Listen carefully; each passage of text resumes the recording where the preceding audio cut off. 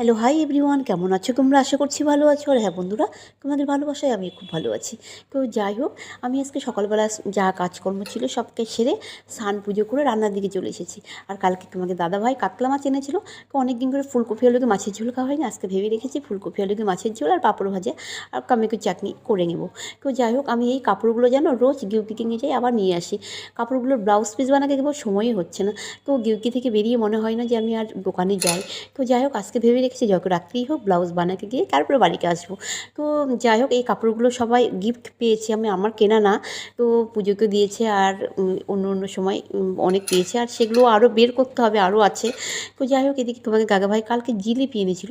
তো সেই জিলিপি আর কালকে যে বৌদি মিষ্টি আর পায়েসগুলো দিয়েছিল তার জামাইয়ের জন্য, সেগুলো সে খায়নি, সে ভাতপ্রেমী মানুষ, ভাত খেয়েছে আর একটু প্রসাদ মুখে দিয়েছে, আর সেগুলো নিয়ে বসে পড়েছি বন্ধুরা।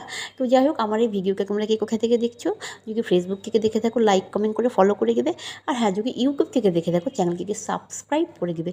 তো চলো বন্ধুরা, সবাই খুব ভালো থেকো, সুস্থ থেকো, সাবধানে থেকো, আর এভাবেই আমার পাশে থেকো। তো আরও ভিডিওগুলো করে রেখেছি, মাঝে মাঝে মনে হয় যে এইভাবেই এখন থেকে ভিডিওগুলো তোমাকে দেবো।